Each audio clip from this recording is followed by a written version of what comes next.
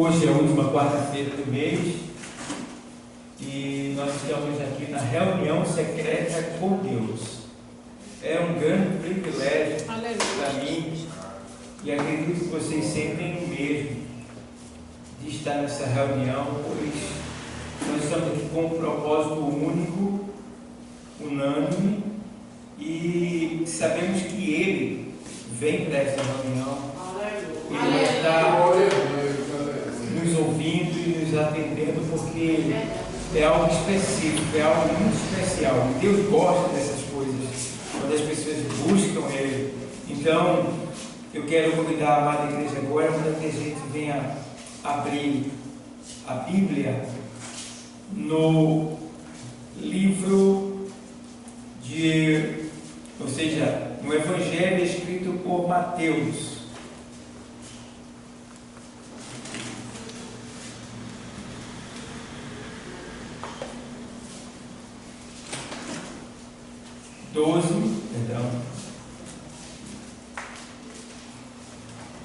E 29.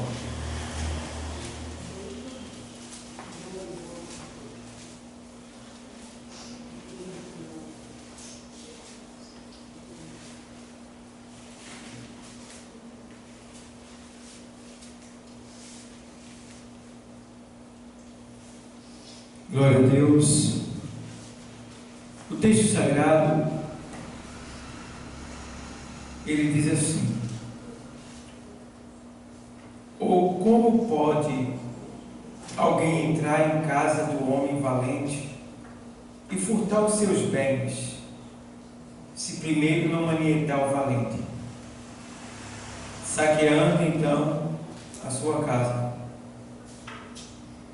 Quem não é comigo é contra mim, e quem comigo não ajunta, espalha. Portanto, eu vos digo: todo pecado e blasfêmia se perdoará aos homens, mas a blasfêmia contra o Espírito não será perdoada aos homens. Podem citar.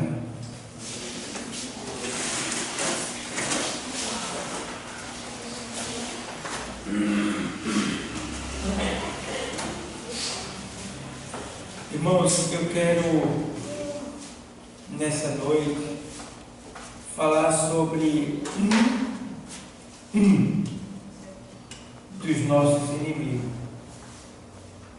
porque caracteristicamente nós temos três. Temos muitos, mas os mais próximos são três. O primeiro a gente sabe que é o mundo, o sistema mundano.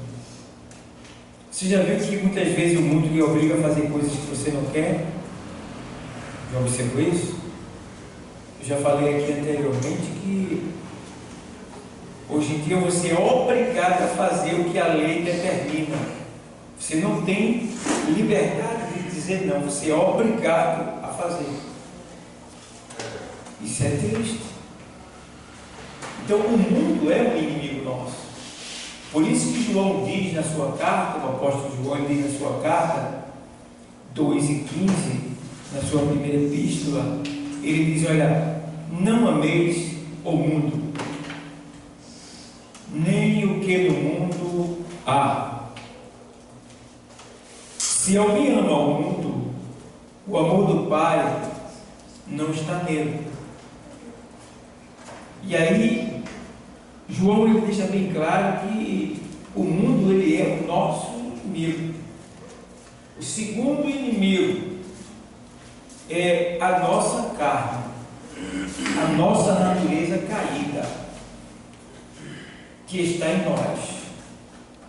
Paulo diz, o apóstolo Paulo diz: o bem que eu quero fazer, eu não faço, mas o mal que eu não queria, este eu faço. Todavia já não sou quem faz isto, mas o pecado que habita em mim. Então, em nós ainda habita o pecado, mora o pecado. Aí você diz: como assim, pastor? É porque quem se converteu não foi este homem que você está vendo, o homem exterior. Quem se converteu a Cristo foi o homem interior. Entende? É por isso que o homem interior, ele é convertido, mas o exterior, ele é ímpio. Ele deseja pecar, que é o nosso corpo, a nossa carne, a nossa natureza caída, deseja pecar. É por isso que o apóstolo Paulo também diz que ele se alegrava, porque na medida que o velho homem ele vai morrendo por causa do pecado, todavia o homem interior ele vai se renovando para o grande encontro com o Senhor. Então vai chegar uma hora que nós vamos nos separar deste velho homem, que se chama a nossa natureza caída, e esta natureza será rendida e nós seremos transformados. É por isso que o mesmo apóstolo Paulo diz na carta aos Efésios 4:31, ele diz: olha, e não entristeçais o Espírito Santo de Deus, no qual estáis selado para o dia da redenção. O dia da redenção é o dia do arrebatamento, que é quando o nosso corpo é rendido e transformado em um novo corpo glorioso para o grande encontro com o Senhor. Por quê? Porque se nós fôssemos arrebatados neste corpo, quando nós chegássemos diante do Senhor, nós seríamos fulminados e viraríamos cinza, por causa do pecado que está nesse corpo. Então Deus, pela nossa, ou em virtude da nossa obediência aqui e submissão a Ele, Ele vê que nós estamos aptos para estar com Ele lá no céu. Então Ele faz o quê? Eu não posso trazer vocês a si mesmo, eu vou transformar vocês em um corpo semelhante ao do meu Filho Jesus, para que vocês possam subir e estar comigo por toda a eternidade. Então, este é o segundo inimigo, a nossa natureza caída. Temos agora o terceiro inimigo nosso, tá? Nunca pense que o seu inimigo é quem te maltratou, é quem te humilhou, é quem comprou e não pagou você, é quem te caluniou, é quem te defamou, é quem sabe até bateu em você, quem sabe até destruiu algo seu, né? Te agrediu verbalmente, fisicamente. O seu inimigo não é esta pessoa, não é. Não pense nunca isso, porque na verdade não foi aquela pessoa, mas uma entidade espiritual que se utilizou daquela pessoa para tentar despertar em você uma fúria, uma ira, para que você assim entristecesse a Deus, aderindo ao desejo da sua carne e se tornasse um condenado, como ele que te feriu, que te ofendeu também. Então, a Bíblia diz, o apóstolo Paulo diz, na sua carta aos Efésios, no capítulo 2, ele diz: olha, e vos vivificou, estando vós mortos em ofensas e pecado, em que, noutro tempo, andaste, segundo o curso deste mundo, segundo o espírito da desobediência, dos filhos, né? Da desobediência.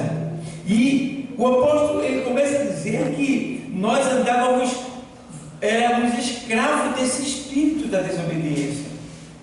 E nós vivíamos debaixo da ira de Deus, como eles também. Então, a gente vê que o apóstolo deixa bem claro que existe um inimigo nosso. E esse inimigo, que é o terceiro que eu vou falar para vocês, que não é A, não é B e não é C, este inimigo se chama Satanás. Esse, eu não sei qual é o pior, mas eu posso até dar uma dica. Eu acho que o pior inimigo que a gente tem não é o mundo e não é Satanás. O pior inimigo que a gente tem é o nosso. É o nosso homem interior. Você já olhou que a pessoa fez o mal a outro ano passado? A pessoa que fez o mal já esqueceu, mas o outro está aqui, tem nada não. Eu vou ver, ele paga, ela paga, não vai ficar por isso mesmo não. E quando a pessoa vê ela ou vê ele, aí sente até aquele arrepio, aquela muda de caminho, a pessoa se transforma, enquanto o outro talvez não esteja nem sentindo mais nada, passou. Então, o que é isso? É o teu inimigo interior que está tentando te vencer, reagir para que você continue na carne, continue desagradando a Deus. Então eu acho que o pior inimigo é esse. Mas Paulo cita um inimigo que a gente deve ter muito cuidado com ele, porque esse também é muito perigoso, que é chamado Satanás. Satanás. E esse inimigo chamado Satanás, ele tem um alvo em nós. Ele tem um alvo. Ele olha para você e ele não está olhando para a tua perna, para teu braço, para tuas costas, para o teu coração. Ele não está olhando para a tua face, ele está olhando para o teu olho interior. Como é isso, pastor? O olho interior porque nós temos dois olhos visíveis, que aqui está, e nós temos dois olhos invisíveis, interior, que é dentro de nós. Esse olho se chama, na segunda carta aos Coríntios, capítulo 4 e versículo 4, ele diz assim, o apóstolo Paulo: nos quais o Deus deste século cegou o entendimento dos incrédulos, para que não lhes resplandeça a luz do Evangelho da glória de Deus, que é Cristo. Então, o alvo desse inimigo chamado Satanás é o nosso olho do entendimento. Você sabe qual é a maior arma do diabo? Ou seja, uma das maiores armas do diabo é a ignorância. Quanto mais ignorante você for, mais escravo você é. É por isso que Jesus, quando veio, ele disse: e conhecereis a verdade, e a verdade vos libertará. Muito bem.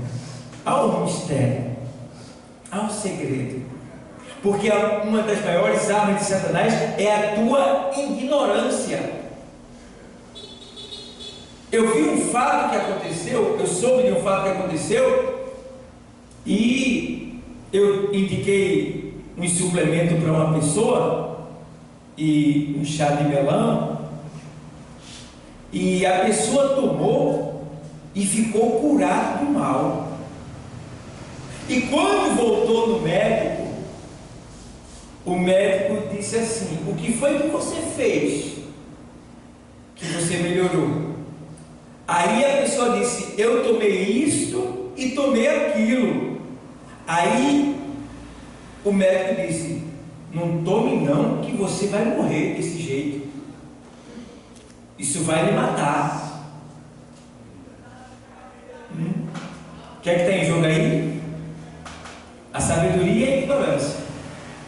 Se você for sábio, você vai entender como vai me matar se eu estou curado, se eu estou melhorando, eu estou me dando bem.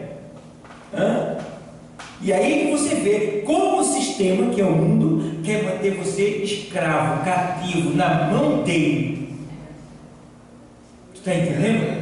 Então, quanto mais ignorante você for, mais escravo você é. Mas quem tem a Cristo conhece a verdade, e a verdade vos libertará. Irmão, é incrível. Quanto mais você vir aqui neste lugar, mais livre você será. É incrível. O povo diz que você está preso. Não, você está livre.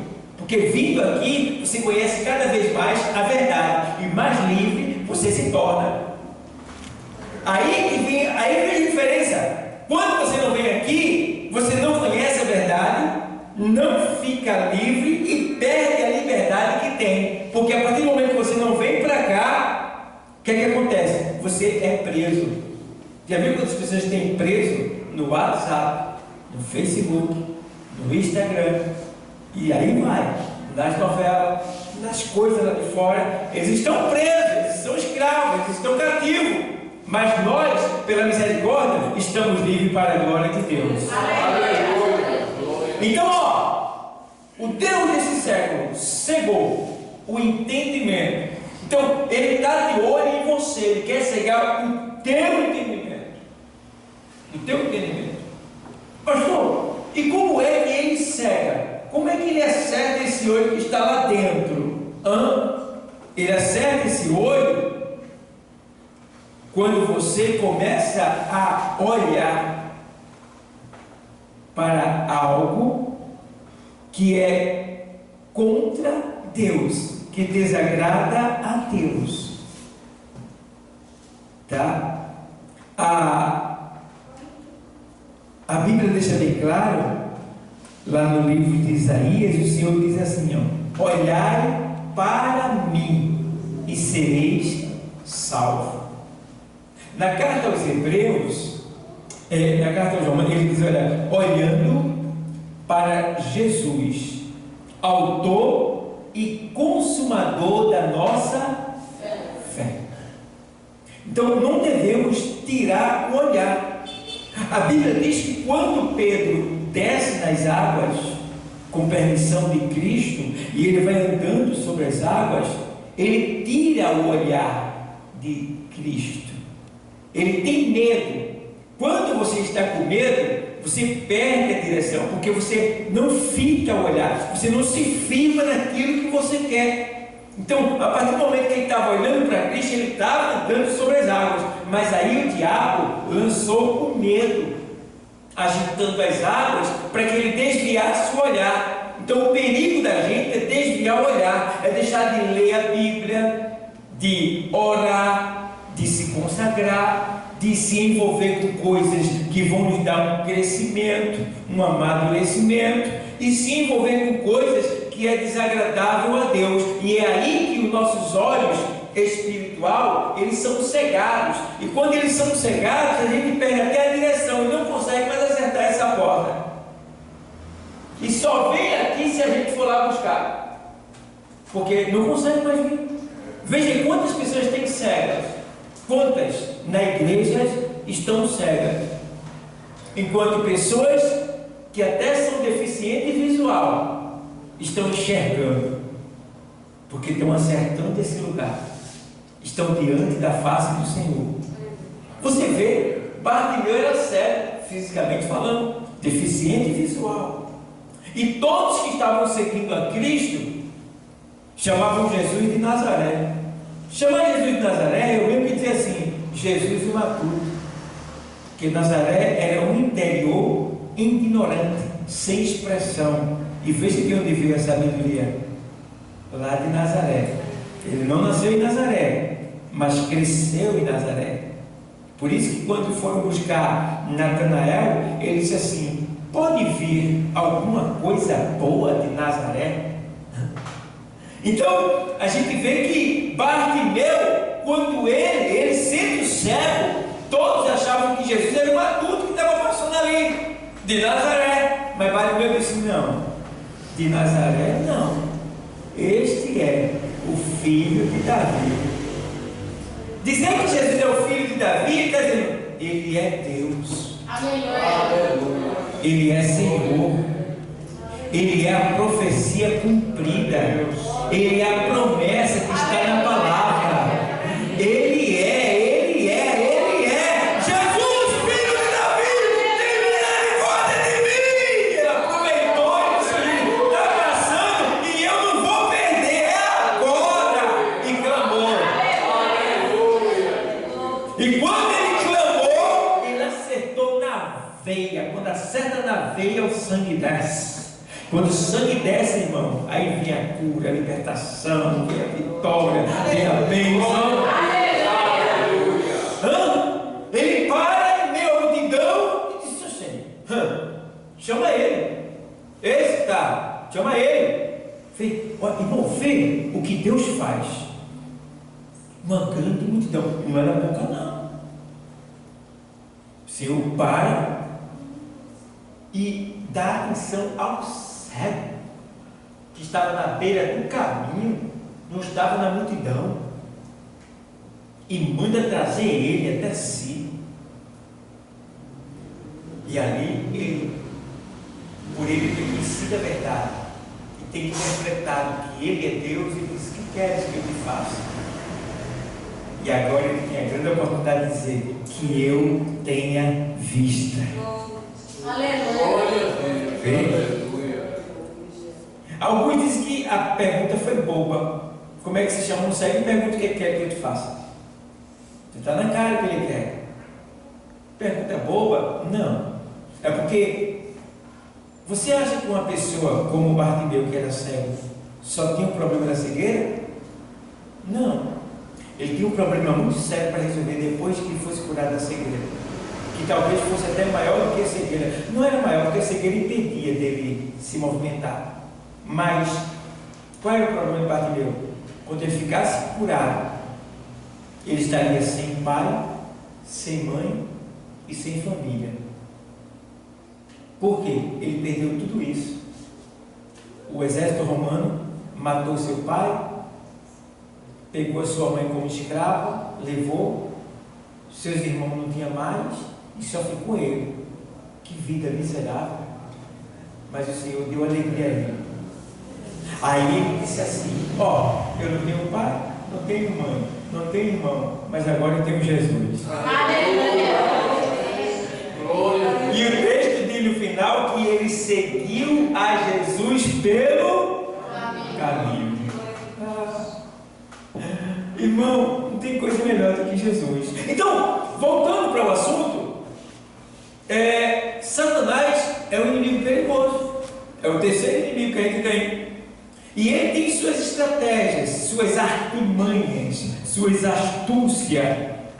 E a gente precisa estar ciente de como ele trabalha.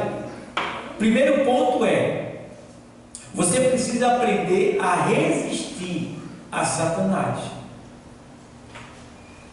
Jesus nos deu uma estratégia que, se a gente usar, Satanás vai chegar perto da gente e vai dar uma carreira bem grande. Ou melhor dizendo, talvez ele nem chegue, porque de longe ele já vai ver que você vai estar cheio da palavra de Deus. Ele foi lá ao encontro com o Senhor no deserto. Porque ele foi isso? Porque o Senhor estava fraco. O Senhor estava fraco. Eu acho interessante que Deus, mesmo Jesus sendo obediente, fiel, estando preparado, mas Deus, ele deu uma chave para que Jesus não viesse entristecer também. Que quando Jesus sai do batismo, o Senhor diz assim: este é o meu filho amado, em quem tenho me comprazido, em quem eu tenho muito prazer, que me dá muita alegria. Vê bem, eu vim ver isso depois, estudando a palavra. E aí eu descobri, foi justamente quando Satanás chegou, foi a primeira coisa que ele tentou: se tu és o quê?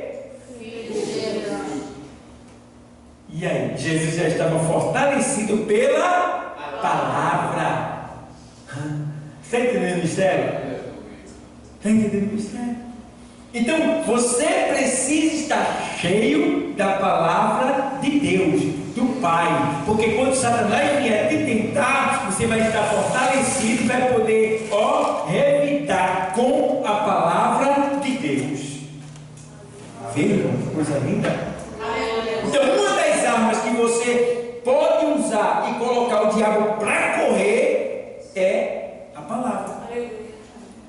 O apóstolo Paulo escreve lá em 6, 17 e 18 da carta aos Efésios. Ele diz que a palavra é a espada do Espírito. Então o Espírito, ele usa a palavra que está em você para botar o diabo para correr. Está entendendo o mistério? Então a gente precisa ter o quê? A palavra de Deus no nosso coração. Tá? É muito importante isso. E aí ele vai, Tiago vai e deixa bem claro no 4 e 7 da carta de Tiago: resistir ao diabo e ele fugirá de vós. Aí tem, pastor, eu não aguento, como é que eu vou resistir? O diabo, não, o diabo só vence você se você não tiver a palavra. Se você tem a palavra, ele está perdido, porque quando você tem a palavra, você identifica o pecado de longe. De longe, você identifica. Você sente quando você está querendo pecar, e aí você já corre logo para o joelho, já fala logo com Deus. Já está ali, é importante. Então, Tiago diz, o apóstolo Tiago: resistir ao diabo e ele fugirá de vós. Tá? Aí o mesmo Tiago, eu vou vir para o texto que eu li, tá? Não vou ser infiel no texto não. Eu li Mateus 12, 29, mas Deus está me levando por outro caminho. É o caminho do tema, mas eu estou me adiantando. Deus está me adiantando, me abreviando aqui. Vamos lá para a carta de Tiago, carta do apóstolo Tiago. Tá? Fica depois da carta aos Hebreus, coladinho atrás dos Hebreus, 1 e 13. Eu vou ler o 12, tá? Diz assim, bem-aventurado o varão que sofre o quê? A tentação. Porque quando for provado, receberá a coroa da vida, a qual o Senhor tem prometido aos que o amam. Ei, Sil, bem-aventurado. Olha, a Bíblia está dizendo que tu és mais do que feliz quando sois provado, ou seja, tentado. O diabo não vai tentar, irmão, quem está na prostituição, não. O diabo não vai tentar quem está roubando. O diabo não vai tentar quem está mexericando, fofocando. Não. O diabo ele vai tentar quem está em santidade. O que interessa para Deus, o que interessa para o diabo é quem está em santidade. Quem já está no pecado, já está dominado. Já está rendido já, que é o assunto que a gente leu. Então, ele quer você. Ele quer tirar você da santidade. E para isso ele precisa te tentar. Porque ele não tem mais domínio sobre nós, porque a Bíblia diz que quem é de Deus, o maligno não toca. Não vem para dizer, o diabo tem uns pensamentos ruins na minha cabeça. O diabo não. Isso são lembranças do teu passado e desejos da tua carne, que estão fluindo e que você tem que vencê-lo. Não é o diabo que bota nada na cabeça da gente. Isso é conversa, isso é história. Porque quem é de Deus, o diabo não lhe toca. Só se Deus permitir. E não é da vontade de Deus permitir que o diabo nos toque. Certo? Então, aí ele vai dizer assim, que você é bem-aventurado, é mais do que feliz quando você é tentado. Tá? Olha, ele aqui, bem-aventurado o varão que sofre a tentação? A tentação é um sofrimento para a gente, sabia? Por quê? Porque a tentação, quando ela vem, ela traz algo que te dá prazer. Ela traz algo que vai te proporcionar uma alegria momentânea, passageira, que vai saciar o teu ego, o desejo da tua carne. Ou seja, a tentação ela vem concernente à tua necessidade no momento. Entendendo, porém, que nem toda necessidade que a gente sente, ela deve ser saciada. Eu sou casado, aí aparecem 2 ou 3 mulheres, a carne vai dizer, vai que é tua, aí eu vou. Eu vejo uma carteira no chão, acho ela, cheia de dinheiro, mas tem um documento, tem número de telefone. O diabo diz, fica que é tua. Eu vou ficar? Não. Achei o celular, é só tirar o chip. O diabo vai dizer, fica para tu. Eu vou ficar? Não. Agora, o que é que ele quer dizer? Esse besta, fica. É um sofrimento. Então a palavra está dizendo, bem-aventurado o varão que sofre a tentação. Aí ele dá o presente. Ele dá o presente. Porque quando for provado, ou seja, quando for passar lá, na prova de Deus, aí Deus vai ver, tu fosse provado e passasse no teste, fosse aprovado. Foi provado e aprovado, passou no teste. Entendeu? Aí, sofre a tentação, porque quando for provado, receberá a coroa da vida, a qual o Senhor tem prometido aos que o amam. Então, só vence a tentação quem ama a Cristo. Entende? Precisamos ter esse cuidado. Aí vamos ver mais. Aí o que acontece? Seguindo a leitura. Ninguém sendo tentado, diga que Deus sou, porque Deus não pode ser tentado pelo mal e a ninguém tenta. Ai meu Deus, eu não aguento não, meu Deus, está demais. Ai Senhor, meu Deus, se Deus está tentando, pode ficar assim. Ai meu Deus, eu não sou de ferro não, meu Deus. Ai, não, Deus não tem nada a ver com esse negócio, te vira, viu? Dá teu jeito, viu? Não vem com essa história não, tá? Vem com essa conversa no vídeo de Deus não, que Deus não estou nem aí. Isso é um problema teu, da tua carne, da tua natureza. Eu já venci o diabo, agora é tua vez. Agora é tua vez de vencer. Eu já venci ele. Deus diz, vamos lá, 14. Mas cada um é tentado quando que atraído e engodado quer dizer seduzido, e engodado pela sua própria o que? Concupiscência. O que é concupiscência? É o desejo desordenado da carne e dos olhos. A pessoa olha e é atraído pelo olhar, como Eva no paraíso. Ela não tinha nada de parar e ficar olhando para aquele fruto, dando ouvido a conversas estranhas. Então é isso que acontece. Tá? Semelhante àquilo, às vezes a pessoa está na escola, está no trabalho, está com alguém conhecido, aquilo é bem conhecido, não tem o mesmo temor de Deus que você tem, e aí termina você que é uma pessoa santa, a pessoa vai que é uma mulher, aí passa um camarada lá, né? Bonitão, aí a outra que não tem o temor que você diz, olha que gato, vê, olha que gato, você não está olhando, mas ela tentou dizer, olha para ali, que gato, e tu já sabe que gato não tem nada a ver com a gente, né? A gente já aprendeu isso várias vezes e entende que gato não tem nada a ver com ovelha. Então, olha para ali, que pão, e tu sabe que pão é Jesus, e aí tá, a pessoa te desviando, te seduzindo, para que você seja ali de certa maneira engodado. Aí ele faz, cada um é atraído e engodado pela sua própria concupiscência, o desejo que está dentro da pessoa. Então tem gente que gosta de algo e tem que fugir daquilo, mas se a pessoa começa a olhar, começa a ficar perto daquilo, a tendência é ela ser atraída. Por que ela está sendo atraída? Porque ela gosta daquilo, ela deseja aquilo.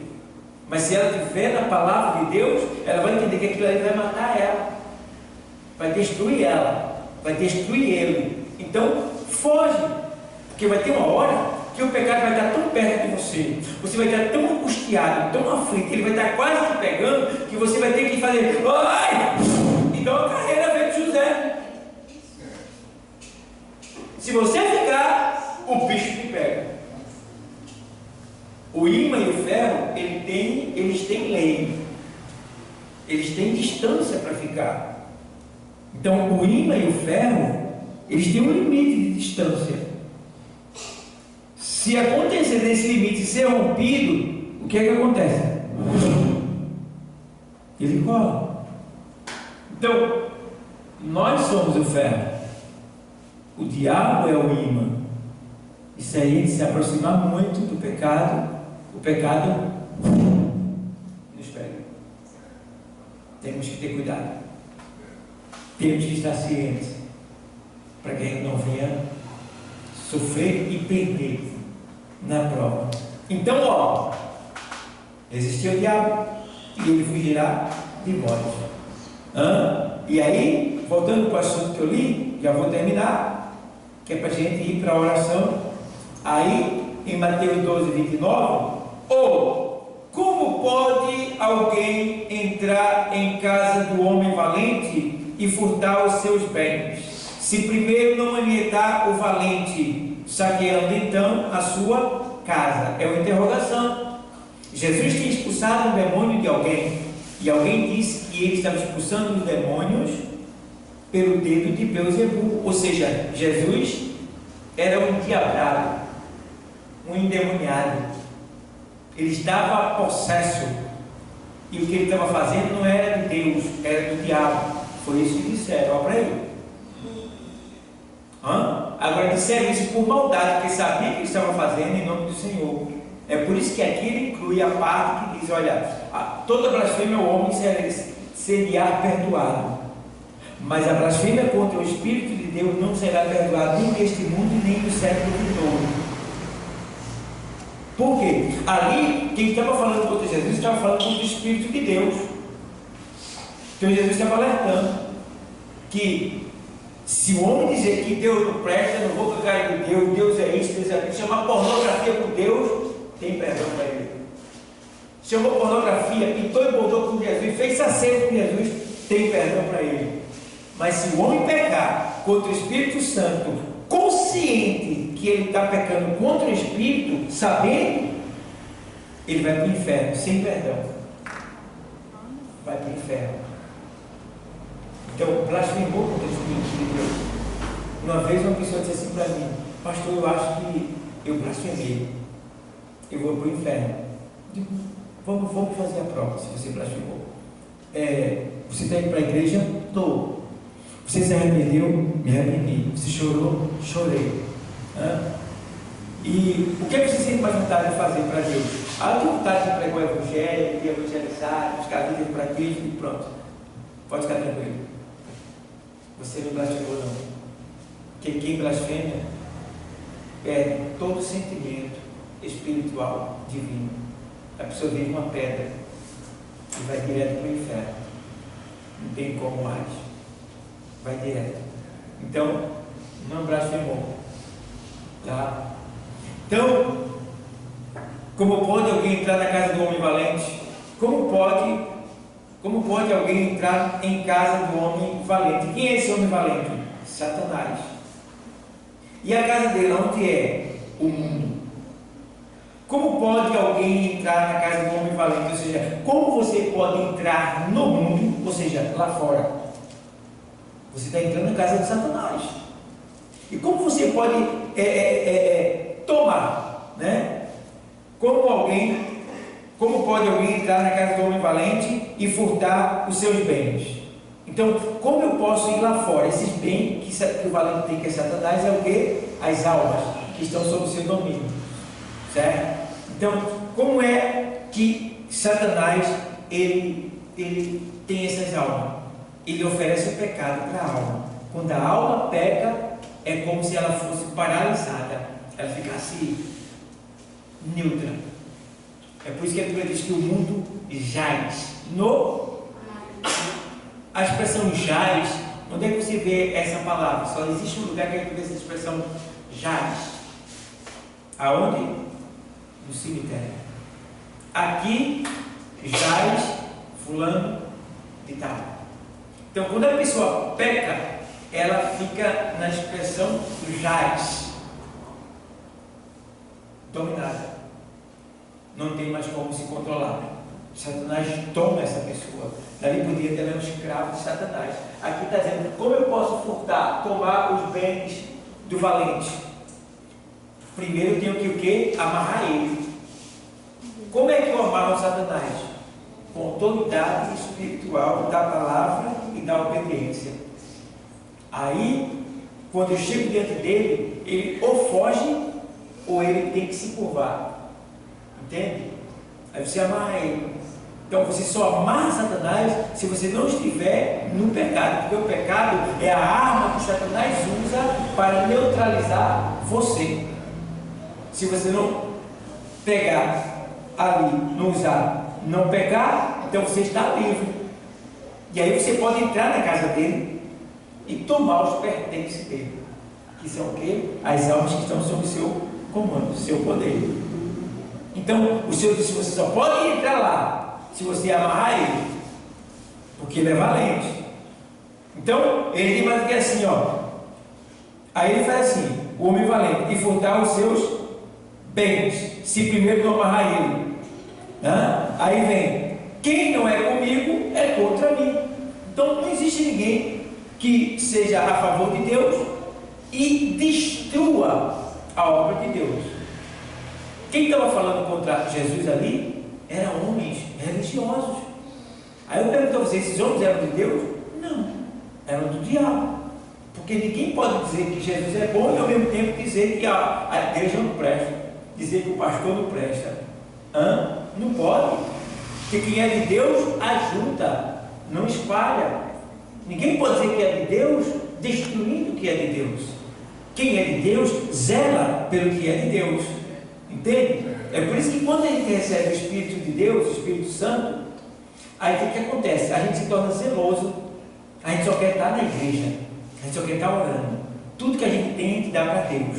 O nosso dinheiro, a gente investe na obra. A gente não, tudo é para Deus. Por quê? A gente recebeu o Espírito que nos faz zelar pelo penhor, pelo bem que Deus nos deu aqui na terra. Porque a gente sabe, esse Espírito nos usa para a glória de Deus, para que lá na frente a gente possa tomar posse daquilo que Deus tem de melhor para nos dar. Amém, igreja? Amém.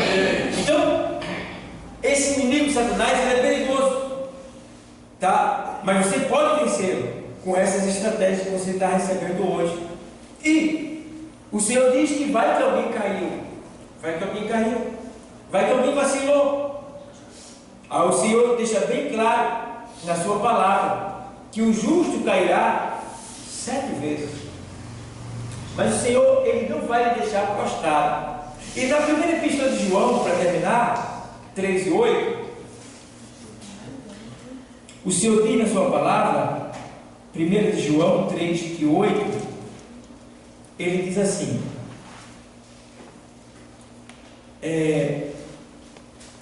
aqui, 3:8, quem comete o pecado é do diabo. Essa expressão quem comete está dizendo assim: quem vive no pecado, porque nós pecamos, mas quem vive no pecado é do diabo, porque o diabo peca desde o princípio. Para isto o Filho de Deus se manifestou. Para o quê? Para desfazer, para desfazer as obras do diabo. Então, se tem alguma obra diabólica na tua vida ou na vida de qualquer pessoa que está nos assistindo pelo YouTube, pelo Facebook, aqui, não importa, se há alguma obra diabólica e você crê em Deus, acredita em Jesus Cristo, então Ele tem esse poder de desfazer toda e qualquer obra maligna feita por Satanás, desde que você dê legalidade para ele. O que é legalidade? Permissão. O que é legalidade? É você se entregar a ele. O que é legalidade? É você se se render a Ele. O que é legalidade? É você obedecer a Ele. O que é legalidade? Você dizer: a minha vida é tua, faz o que tu quiseres com ela, eu sou teu, tu é que manda em mim. Isso é legalidade. Quando você dá legalidade para Cristo, que é seguir de obediência, então toda obra diabólica na sua vida, porta fechada, doença, enfermidade, seja lá o que for, perseguição, ameaça, não importa o inimigo que se levante, não importa o algo que aconteça, o Senhor vai e tem poder para desfazer, porque Ele é Deus e veio para desfazer as obras do diabo. Amém, igreja? Então que Deus continue abençoando a todos. Essa é a meu secreta. Deus está te dando estratégia para que você possa vencer o inimigo da sua vida, os três inimigos, e principalmente o diabo que está solto a nosso redor tentando nos matar, mas ele não vai, porque nós estamos debaixo do poder, da graça e da misericórdia de Deus, aguardando a hora do arrebatamento que está bem próximo, porque Jesus está. Deus abençoe.